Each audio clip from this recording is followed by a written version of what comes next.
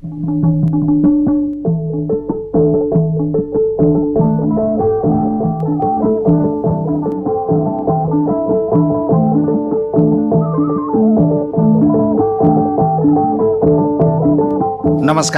साहित्य संसार कार्यक्रममा हार्दिक स्वागत छ। रेडियो नेपालबाट साहित्य संसार कार्यक्रम हरेक शनिबार बेलुकी 9 बजेको समाचारपछि करिब आधा घण्टा प्रसारण हुँदै आएको छ। रेडियो नेपालका मिडियम वेब तथा एफएम फ्रिक्वेन्सीहरूका साथमा redionepal.gov.np, अनलाइन redionepal.gov.np र रेडियो नेपाल मोबाइल एपबाट समेत साहित्य संसार कार्यक्रम संसारभर सुन्न सकिन्छ।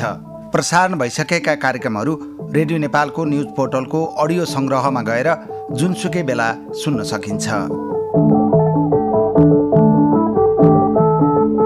आज साहित्य संसार कार्यक्रममा कवि साहित्यकार विष्णु प्रसाद आचार्य अतृप्तसँग संवाद गर्छौं र उहाँका केही रचनाहरू सुन्छौं। कथा, कविता, गजल र मुक्तक लेखनमा रुचि राख्नुहुने साहित्यकार आचार्यको पुस्तकका रूपमा घर फर्कने तिर्खा कविता सङ्ग्रह सार्वजनिक भएको देखिन्छ भने मुक्तक, गजल र लघुकथाका सङ्ग्रह प्रकाशोन्मुख अवस्थामा रहेको कवि आचार्यले जानकारी दिनुभएको छ। साहित्यकार आचार्य यतिखेर साहित्य संसार कार्यक्रममा उपस्थित हुनुहुन्छ रेडियो नेपालको स्टुडियोमा। उहाँलाई स्वागत गर्दै कार्यक्रम अघि बढाउँ। स्वागत छ यहाँलाई रेडियो नेपालको साहित्य संसार कार्यक्रममा। हार्दिक आभार। रेडियो नेपालमा आएर आफ्ना रचना र साहित्य सम्बन्धी केही अनुभवहरू यहाँहरू समक्ष सेयर गर्न पाउँदा खुसी लागेको छ। त्यसप्रति म रेडियो नेपालप्रति आभारी छु। आजको यो संवादको सुरुमा यहाँको एउटा कविता सुनेर अघि बढौँ। सुरुमा कुन कविता सुनाउनुहुन्छ? म कविता नै सुनाउँछु। मेरो भर्खरै कविता सङ्ग्रह पनि प्रकाशित भएको छ। यसै सङ्ग्रहबाट म एउटा कविता प्रस्तुत गर्न चाहन्छु। हजुर, घर फर्कने तिर्खा कविता सङ्ग्रहभित्रकै एउटा कविता हो। हजुर, सहरको प्रस्तावित मानचित्र भन्ने कविता छ। हजुर, कविता यसरी सुरु हुन्छ। गुराँसे पुष्पदलको रातो कार्पेट बिछ्याएर छाहारीमा निमग्न सुतेका छन् एक हुल शान्तिकामी मान्छेहरू। गुराँसे पुष्पदलको रातो कार्पेट बिछ्याएर छाहारीमा निमग्न सुतेका छन् एक हुल शान्तिकामी मान्छेहरू। उत्तिसको घना छाया त्यही रातो आभा मण्डलले धपक्कै उज्यालिएको छ। माथि सफा निलो आकाश र तल गहिरो निलो पोखरी अजीबको हेराहेरमा लीन देखिँदैछन्। डाँडाको उचाइमा फुर्किँदै उफ्रिरहेको छ सिर्र सिर्र बतास। कुलाको कुलकुल पानीमा खुट्टा चोपल्दैछन् स्कुले नानीहरू। सानो खोलाको सङ्लो पानी छ्यापेर सेल्फी खिच्दैछन् षोडशी युवतीहरू। बिजुलीको भर्याङबाट खुरुर ओर्लेर बिजुलीले चल्ने गाडीमा गुड्दैछन् गृहस्थहरू। हिमाल हेर्न खुल्ला चौर छ ठाउँ ठाउँमा धेरै टाढा छ मनबाट कपटताको दूरी। खुसी छन् नागदेवता, खुसी छन् नागदेवता ढुङ्गे धारानिरको सिममा निर्बाध सुल्किन पाएर। यस्तो सहर कतै देख्नु भएको छ? यस्तो सहर कतै देख्नु भएको छ? छैन भने अब देख्नुहुनेछ जब तपाईँले आफ्नो गाउँको यसरी नै सहरीकरण गर्नुहुनेछ। जब तपाईँले आफ्नो गाउँको यसरी नै सहरीकरण गर्नुहुनेछ। सहरको प्रस्तावित मानचित्र। यहाँले आफ्नो कविता वाचन गरेर आजको संवादमा सहभागी हुनुभयो। साहित्यकार विष्णु प्रसाद आचार्य अतृप्त। साहित्य लेखनको भोग कहिलेदेखि जागो यहाँमा? केले आकर्षित गर्यो साहित्य लेखनमा? यसमा म विषय प्रवेश गर्न चाहन्छु। साहित्य लेखनको पृष्ठभूमि कसरी तयार भयो भन्ने सन्दर्भमा मेरो बुवा चाहिँ मावि तहसम्म जुन स्कुलमा पढेँ, चुवाडी पब्लिक माध्यमिक विद्यालय विदुर 5 नुवाकोट हो। र त्यहाँ चाहिँ बुवा चाहिँ माध्यमिक तहको शिक्षक हुनुहुन्थ्यो र नेपाली विषयको शिक्षक, संस्कृतको राम्रो ज्ञान भएको। र उहाँमा चाहिँ यो छन्दलाई राम्रोसँग खेलाउन सक्ने र गद्यलयात्मक शैलीमा पनि कविता कोर्न सक्ने र त्यसलाई त्यस्तै राम्रो तरिकाले वाचन गर्ने एउटा अद्भुत प्रतिभा थियो बुवामा। र अनि अर्को कुरा, घरमा आमा पनि एउटा संस्कृत पृष्ठभूमिबाटै संस्कृत पढ्नुभएकै हुनाले गर्दा रामायण महाभारत लगायतका ग्रन्थहरूको श्लोकहरू कण्ठस्थ वाचन गर्ने प्रवृत्ति उहाँमा पनि थियो। र त्यो दुवै प्रभाव पारिवारिक पृष्ठभूमिले गर्दाखेरिमा मलाई चाहिँ यो लयात्मकतातिर, लयात्मक विधा, विशेष गरेर कविता विधातर्फ बढी झुकाव बढ्यो। र बिस्तारै उहाँहरूकै प्रेरणा र प्रभावबाट ममा कवित्व चेत उम्रिए जस्तो लाग्यो। र मैले पनि बुवाको वाचन शैलीमा, आमाको वाचन शैलीमा बुवाको रचना शक्ति जसरी बुवाले देखाउनुहुन्थ्यो, रचना गर्नुहुन्थ्यो, त्यो बाटोमा मैले चाहिँ अचेतन रूपमै मलाई त्यो आफै त्यो बाटोतिर म डोरिएँ जस्तो लाग्छ। र बिस्तारै यो विधा कथाप्रति साहित्यप्रति लगाव बस्दै बस्दै आयो र त्यसलाई निरन्तरता दिँदै दिँदै बिस्तारै अगाडि बढ्ने क्रममा अनि कलेज लेभलमा प्रवेश गरिसकेपछि किरण ढुङ्गाना भन्ने सर हुनुहुन्थ्यो, ओमप्रसाद गृहस्थी भन्ने सर हुनुहुन्थ्यो, रामेश्वर उपाध्याय भन्ने सर हुनुहुन्थ्यो। उहाँहरूले एकदमै लेख्नमा उत्प्रेरित गर्नुहुन्थ्यो मलाई र पृष्ठपोषण दिने, लेख्नमा उत्प्रेरित गर्ने हुनाले त्यहाँका कयौँ प्रतियोगिताहरूमा पनि भाग लिएर बिस्तारै यो आफ्नो साहित्यिक लगावलाई प्रतियोगितात्मक कार्यक्रमहरूमा समेत मैले उपयोग गर्दै गर्दै बिस्तारै आफ्नो साहित्यिक प्रतिभालाई तिखार्दै अगाडि बढ्ने क्रममा यहाँसम्मको अवस्थामा आइपुगेको। हजुर, यहाँ आफ्नो घरबाट नै साहित्यप्रति प्रेरित हुनुभयो र त्यसपछि शैक्षिक सङ्घ संस्थामा अध्ययनको क्रममा बढी मात्रामा अभिप्रेरित भएर साहित्यमा लाग्नुभयो। यहाँको कुरा गर्दा यहाँ विभिन्न लेख रचनाको क्षेत्रमा पनि क्रियाशील हुनुहुन्छ। हिजो आजको साहित्यिक दिनचर्या चाहिँ कसरी अघि बढिरहेको छ? म चाहिँ खास गरेर मैले लेख्ने भनेको मुख्यतया 4वटा विधाहरू छन्। हजुर, कविता लेख्छु, गीत लेख्छु, गजल लेख्छु, मुक्तक लेख्छु र लघुकथा, 5वटा विधा भनौँ। 5वटा विधाहरूमा मैले अहिलेसम्म कलम चलाइरहेको छु। छिटपुट अरू पनि छन् तर मुख्यतया यसमा छ र यसमा चाहिँ मेरो अलिकति लेखनको तरङ्ग चाहिँ अलिक फरक ढङ्गले प्रभावित भइरहेको महसुस हुन्छ। कुनै बेला म कवितातिर बढी त्यो तपाईँको मनस्थिति नै त्यस्तै बन्छ, कवितैतिर मात्रै एकोरिन्छु, 2-4 महिना लेखुन्जेलसम्म पनि जे आउँछ कवितात्मक शैलीमै लेखिरहेको हुन्छु भने कुनै बेला फेरि मुक्तक लेखिरहेको हुन्छु, कुनै बेला गजल लेखिरहेको हुन्छु। त्यो हुनाले मेरो यस्तै गरेर आउँछ, यही विधामा सुनिश्चित भएर चाहिँ एउटा ढाँचामा जान्छ भन्ने छैन र अनि कुनै बेलामा मिश्रित रूपमा नै आउँछ। तर मेरो वेब चाहिँ प्रायः जसो लेखन तरङ्ग चाहिँ कस्तो हुन्छ भने कविता मैले आज एउटा कुनै लेखेँ भने मलाई भोलि पनि कविताकै एउटा फ्रेमवर्क दिमागमा आइसक्छ। भोलिको म मुक्तकभन्दा कवितातिरै ढल्किसकेको हुन्छु कि अनि 2टा कविता मैले लेखिसकेँ भनेपछि तेस्रो पनि अर्को दिन अथवा अर्को दिन पनि हुँदाखेरिमा कविताकै स्वरूपमा फेरि त्यो आफ्नो भावना जे व्यक्त गर्न खोजे हो त्यसले कविताकै स्वरूपमा आकार ग्रहण गर्न खोजिहाल्छ, अरू विधातिर जाँदैन क्या। त्यो हिसाबले छ र म अहिले पछिल्लो चरणमा चाहिँ हजुरले सोधिहाल्नुभयो, पछिल्लो चरण भन्दाखेरिमा म चाहिँ अहिले पछिल्लो चरणमा चाहिँ साहित्यको अत्यन्त चोटिलो, अत्यन्त छोटो र अत्यन्त चाहिँ तपाईँको मर्मस्पर्शी विधा, मुक्तक विधाको लेखन, मुक्तक रचनामा एकदमै बढी केन्द्रित छु र म यो सङ्ग्रहपछि लगत्तै सायद 1 वर्षभित्र मुक्तक सङ्ग्रह पनि निकाल्ने प्रयत्नमा छु। पछिल्लो समयमा मुक्तकमा एकदमै केन्द्रित भएर लागेको छु।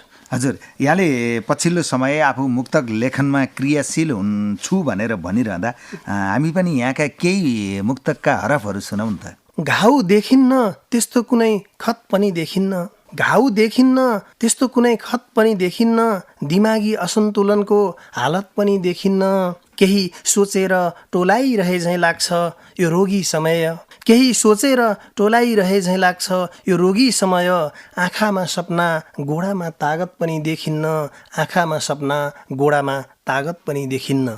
अर्को एउटा नै सुनाउँछु यही नेसमा। हजुर हजुर। आउँछन् केही दिन्छन् मानव गुण लगाएर जान्छन्। यो चाहिँ हाम्रो विदेशीहरूले नेपालीलाई गर्ने वैदेशिक सहायता चाहिँ कस्तो हुन्छ त, यसको नेचर प्रवृत्ति कस्तो हुन्छ त, उनीहरूमा के स्वार्थ छ भन्नेलाई झल्काउनलाई मैले लेखेको थिएँ।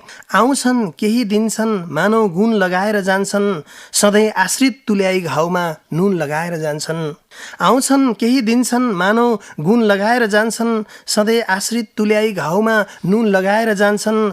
कोही दिँदैनन् यहाँ बिरुवा चिस्यान र मलिलो माटो, कोही दिँदैनन् यहाँ बिरुवा चिस्यान र मलिलो माटो, मौका छोपी हाम्रै भकारीमा घुन लगाएर जान्छन्, मौका छोपी हाम्रै भकारीमा घुन लगाएर जान्छन्।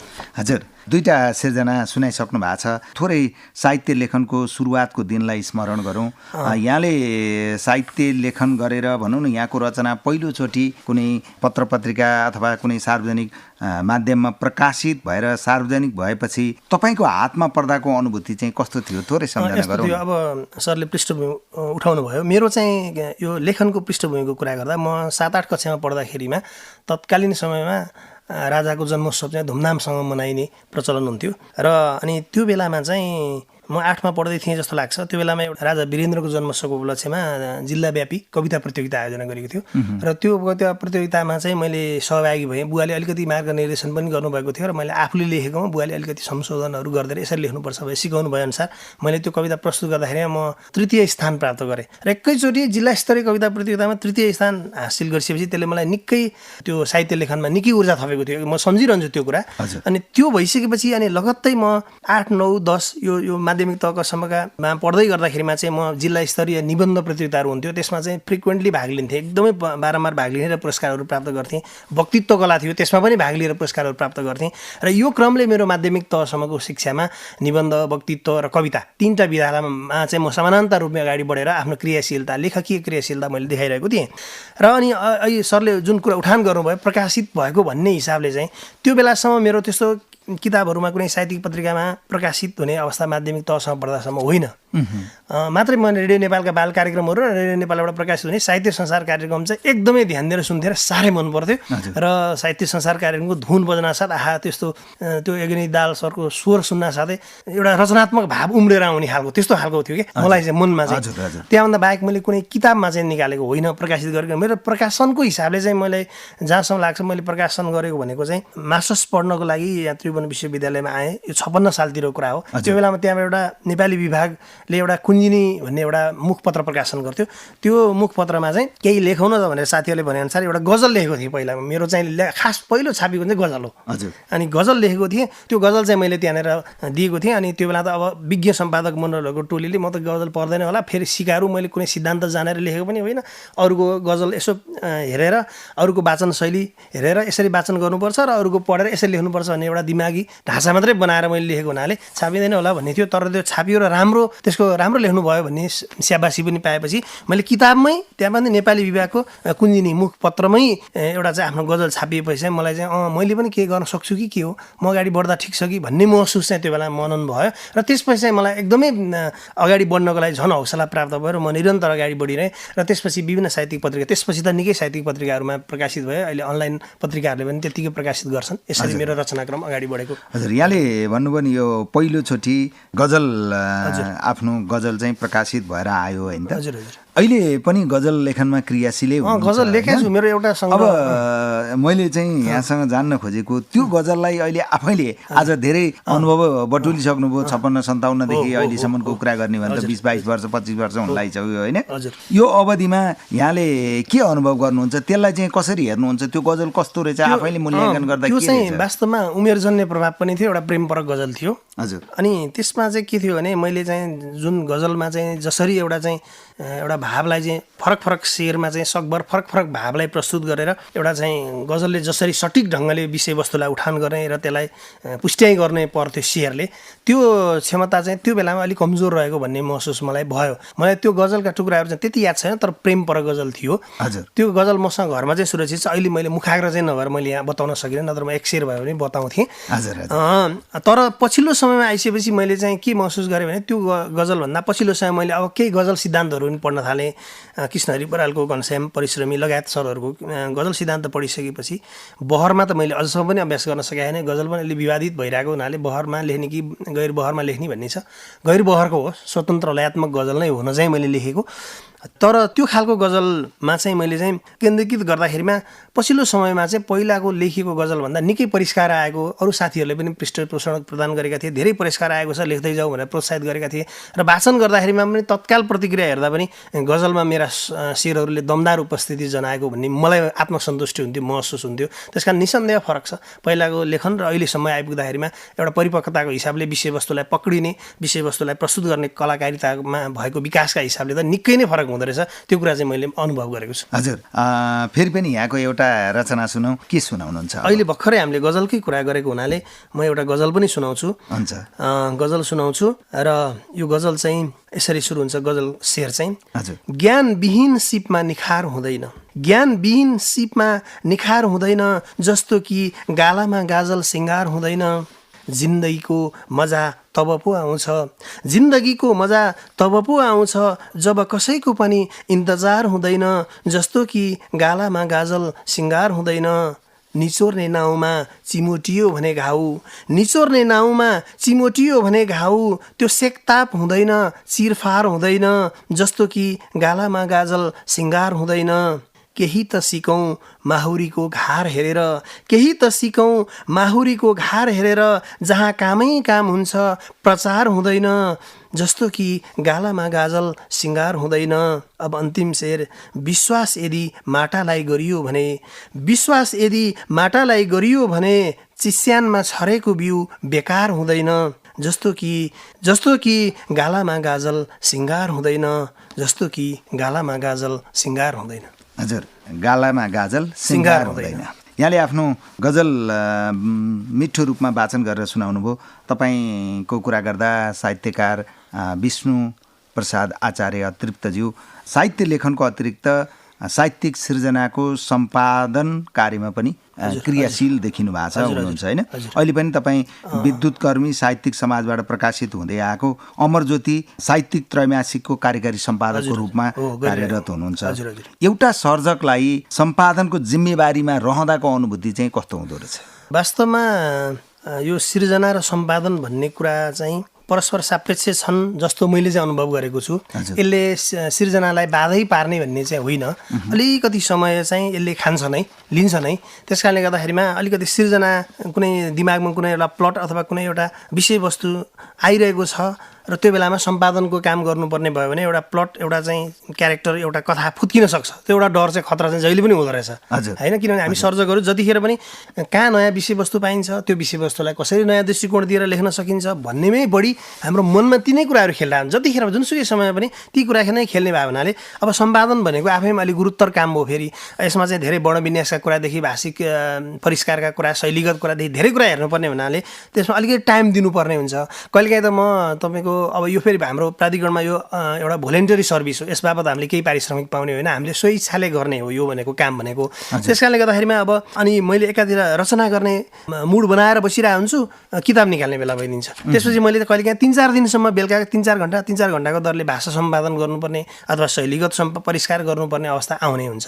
यसले गर्दाखेरिमा अलिकति केही समय चाहिँ खायो। मेरो केही कथाहरू फुत्किएर गयो होलान्, केही रचनाहरू यतिखेर सृजनशीलता रचनाहरू मैले चाहिँ जन्माउन सक्थेँ होला, त्यो कुराहरू चाहिँ यसले चाहिँ असर गर्यो कि भन्ने चाहिँ मनमा चाहिँ लाग्छ।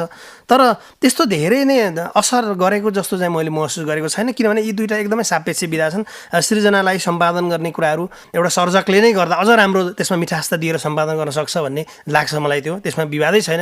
एउटा गैर सर्जकले व्याकरण मात्रै पढेको मान्छेले एउटा सृजनाको सम्पादन गर्नु र एउटा व्याकरण पनि पढेको, भाषाको ज्ञान पनि भएको र स्वयं लेख्ने मान्छेले सृजनाको साहित्यिक किताबको सम्पादन गर्नुमा धेरै नै फरक हुन्छ। धेरै नै मिठासता भर्न सकिन्छ, त्यसमा धेरै राम्रो बनाउन सकिन्छ।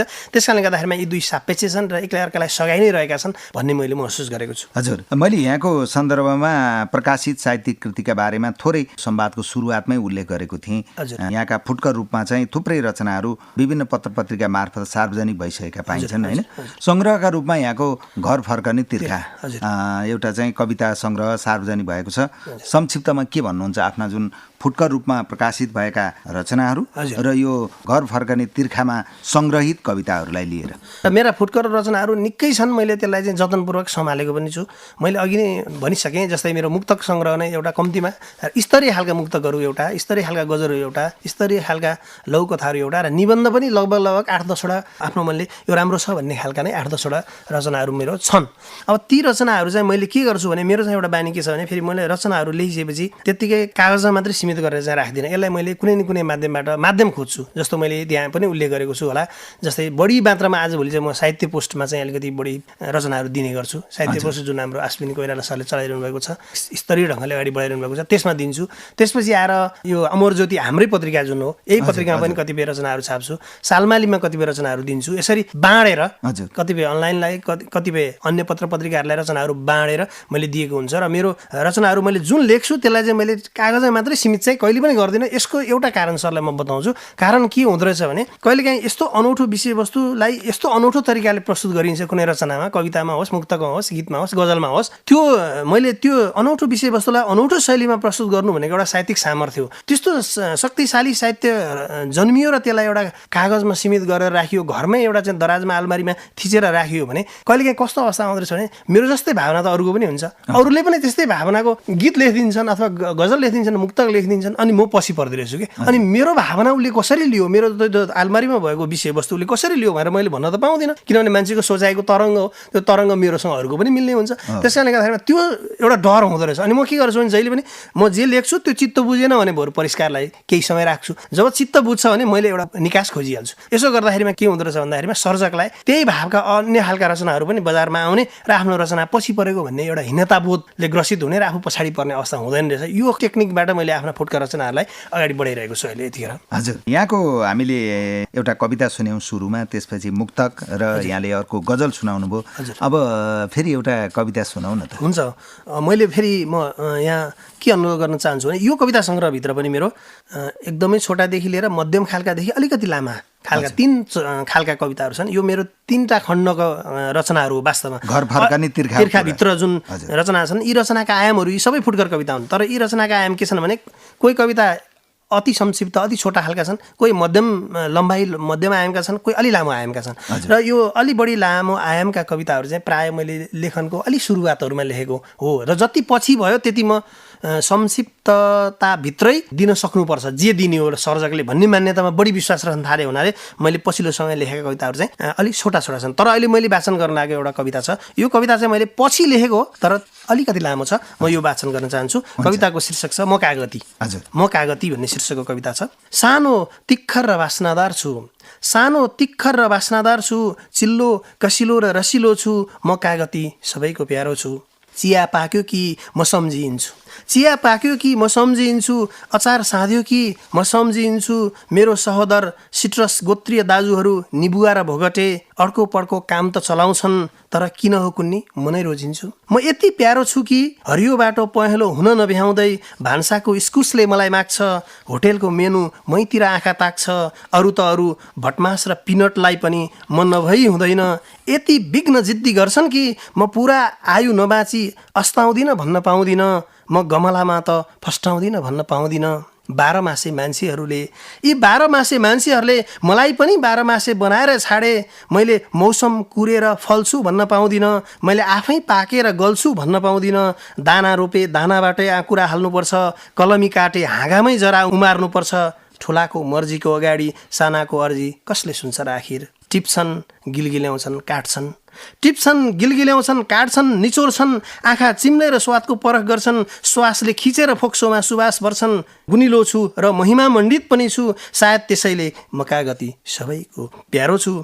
कहिलेकाहीँ त सोध्छु मलाई गिलगिल्याउने यी मान्छे पनि अरू कसैको मुठीमा गिजोलिएका होलान्, मलाई निचोर्नेहरू पनि कोही कसैबाट चिथोरिएका होलान्। यसकारण कि परपीडन सहेकाहरू नै त परपीडन रतिमा रमाउन सक्छन् आखिर।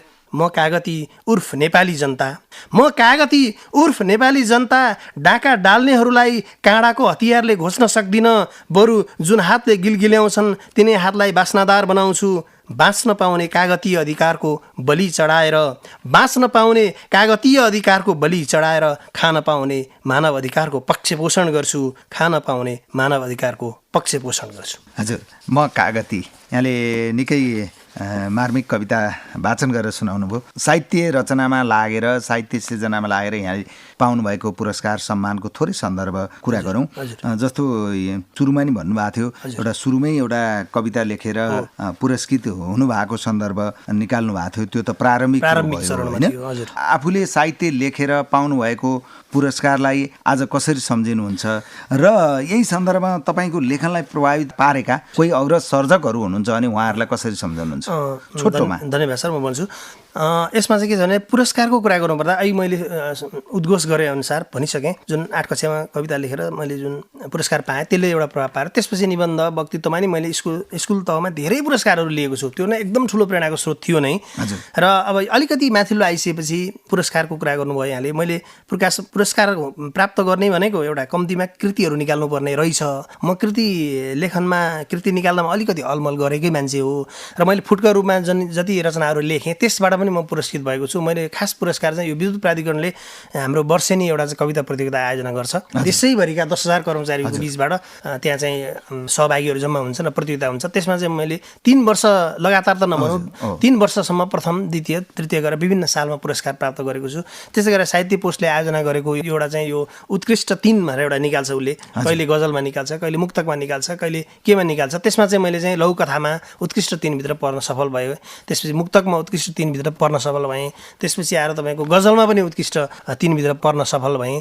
यी चाहिँ मैले अहिलेसम्म प्राप्त गरेका पुरस्कारहरू हुन् र यस्तो वक्तित्वदेखि निबन्धदेखि कवितादेखि लिएर यी विभिन्न साहित्यका विविध विधाहरूमा चाहिँ मैले कलेज स्तरमा क्याम्पस स्तरमा नि प्रशस्तै पुरस्कारहरू प्राप्त गरेको छु। तर यो ठुलो खालको पुरस्कारहरू चाहिँ मैले त्यसरी प्राप्त गरेको छैन। आफ्नै संस्थाभित्रको केही पुरस्कारहरू चाहिँ प्राप्त गरेको अवस्था छ। होइन, पुरस्कार भनेकै ठुलो सानो भन्दा नि त्यसलाई सम्मानको रूपमा ग्रहण गर्न सक्नु पर्यो होइन। रेडियो नेपालको साहित्य संसार कार्यक्रममा संवाद गरिरहेका छौँ। रेडियो नेपाल नेपालको साहित्य संसार कार्यक्रम मार्फत तपाईँका आफ्ना रचनाका साहित्यिक रचनाका पाठक र रेडियो नेपालका श्रोताहरूलाई के भन्नुहुन्छ? रेडियो नेपाल आफैमा एउटा पुरानो इतिहास बोकेको प्रसारण संस्था हो। यसले चाहिँ विविध विधाका कार्यक्रमहरू जस्तै साहित्यलाई पनि एउटा मूल कार्यक्रमको रूपमा अगाडि बढाएको छ। यज्ञनिधि दाहालले चाहिँ जुन साहित्य संसारमा खुल्यो, साहित्य संसारको दैलो जदौँ यज्ञनिधि दाहालमा उपस्थित भएको छु भनेर जुन एउटा साङ्गीतिक धुन मार्फत साहित्य कार्यक्रममा प्रवेश गर्नुहुन्थ्यो, त्यो प्रवेश गर्दादेखि नै मैले अघि पनि भनिसकेँ, मेरो एउटा ममा एउटा रचनात्मक चेत उमार्ने धुन नै त्यो थियो। एउटा मुख्य त्यो धुन सुनेपछि मलाई केही लेखौँ जस्तो महसुस हुने। त्यो हुनाले गर्दाखेरिमा म एकदमै ऋणी छु, आभारी छु।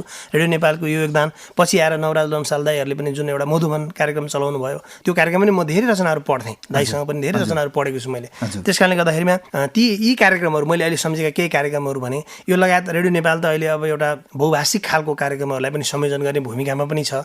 यसले नेपालको बहुभाषिकतालाई पनि न्याय गरिरहेको छ र यसका कार्यक्रमहरू जति प्रविधिले फड्को मारे पनि रेडियो नेपालको आफ्नै एउटा गरिमा छ। यसको कार्यक्रम प्रस्तुतिकरणको आफ्नै शिल्प शैली छ। यसको म एकदम खुलेर प्रशंसा गर्छु र सुन्न पनि सुन्छु म रेडियो नेपाल बेला बेलामा। आजभोलि अलिकति कम, सबैले कम सुन्छन् किनभने हामी अलि सहरमा बस्ने भएको हुनाले अलि प्रविधिले हामीलाई जितेको। तर पनि म आफूलाई मन परेका कार्यक्रमहरू रेडियो नेपाल ट्युनिङ गरेर सुन्ने गर्छु र रेडियो नेपाल सुनिरहनुभएका श्रोताहरूलाई पनि म के भन्न चाहन्छु भनेदेखि रेडियो नेपालले गुणस्तरीय कार्यक्रमहरू उत्पादन गरिरहेको छ। साहित्यिकदेखि लिएर अरू सांस्कृतिक कार्यक्रमहरू, बहुभाषिक कार्यक्रमहरूदेखि विविध आयामिक कार्यक्रमहरू प्रसारण गरिरहेको छ र यो रेडियो नेपाल एउटा ज्ञानको खुराक हो, संस्कृतिको संरक्षणको सम्वाहक हो र एउटा चेतना सञ्चार गर्ने एउटा माध्यम हो। त्यस कारणले गर्दा रेडियो नेपाललाई हामीले प्रविधिले जतिसुकै अग्रगति लिए पनि रेडियो नेपालका कार्यक्रमहरू स्तरीय छन्। यसलाई सुनौँ, ज्ञान आर्जन गरौँ र व्यावहारिक परिवर्तनमा यसका विषयवस्तुहरूले हामीलाई निकै प्रभाव पारेको छ। ती कुराहरूबाट लाभ लियौँ भन्ने म समस्त श्रोताहरूलाई पनि अनुरोध गर्न चाहन्छु। हजुर, यहाँप्रति हामी आभार व्यक्त गर्छौँ। अब अन्तमा छौँ, फेरि यहाँको एउटा छोटो सिर्जना सुनौँ, त्यसपछि हामी छुट्टिन्छौँ। हुन्छ, म अब एउटा कविता नै प्रस्तुत गर्छु। हजुर। धरती नबिर्सनु, चन्द्रमा टेक्दैमा धरतीलाई नबिर्सनु, चन्द्रमा टेक्दैमा धरतीलाई नबिर्सनु, जसरी आकाश छोए पनि हाँगाहरूले जराले जमिन छाडेको हुँदैन, जसरी आकाश छोए पनि हाँगाहरूले जराले जमिन छाडेको हुँदैन, जसरी उड्नु अघि गुड्नै पर्छ विमानले पनि, जसरी उड्नु अघि गुड्नै पर्छ विमानले पनि, जसरी बेसी होचो भएकै कारण शिखरको उचाइ अग्लो देखिएको हो, जसरी बेसी होचो भएकै कारण शिखरको उचाइ अग्लो देखिएको हो, र जसरी धरहराको स्वाभिमान हात्ती पाइलेले धानिदिएको छ, उचाइ चुम्नु अग्लिँदै जानु, तर धरतीलाई चटक्कै नबिर्सिनु, तर धरतीलाई चटक्कै नबिर्सिनु। हजुर, धरती नबिर्सिनु। हजुर, यहाँको कविताका लागि हामी हार्दिक आभार व्यक्त गर्छौँ। हस्, रेडियो नेपालको स्टुडियोमै उपस्थित भएर आफ्ना साहित्यिक धारणाहरू, लेखनका विचारहरूका साथमा आफ्ना कविताहरू, एउटा गजल र मुक्तक वाचन गरेर सुनाउनु भयो। कवि साहित्यकार विष्णुप्रसाद आचार्य अतृप्तज्यू, यहाँको साहित्यिक यात्रा अझ सशक्त बन्न सकोस्, नेपाली साहित्यका पाठकहरूले यहाँका सृजनाहरू निरन्तर पढिरहन पाउन्। समय र संवादका लागि रेडियो नेपालको साहित्य संसार कार्यक्रमको तर्फबाट यहाँप्रति आभार व्यक्त गर्छौँ। हस् तारा सर, धेरै धेरै आभारी छु। यो मौका दिनुभएकोमा आफ्ना रचना र सृजना सम्बन्धी केही धारणाहरू प्रस्तुत गर्न पाएँ, साह्रै खुसी लागेको छ। रेडियो नेपाल परिवार र यहाँप्रति हार्दिक आभार व्यक्त गर्न चाहन्छु।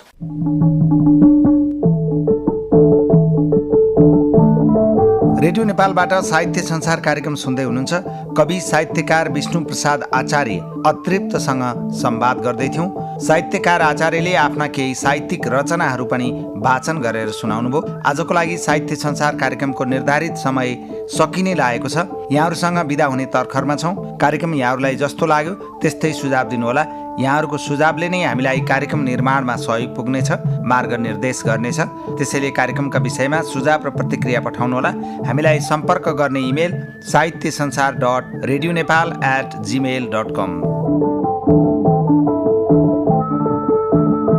साहित्य संसार कार्यक्रम सुनेर साथ दिनुभएकोमा तपाईँ सम्पूर्ण श्रोताप्रति आभार व्यक्त गर्छौँ। साहित्य संसार कार्यक्रमका प्रसारण भइसकेका अरू श्रृङ्खला सुन्न चाहनुहुन्छ भने रेडियो नेपालको न्युज पोर्टल अनलाइन radionepal.gov.np मा गएर मल्टिमिडियाभित्रको अडियो सङ्ग्रहमा जानुहोस्। अब आजको लागि भने साहित्य संसार कार्यक्रमबाट म तारा प्रसाद ओस्ती यहाँहरूसँग बिदा माग्छु। नेपाली साहित्यको श्रीवृद्धिका लागि आफ्नो तर्फबाट सक्दो टेवा पुर्याउँ। अर्को हप्ता फेरि भेटौँला। नमस्कार।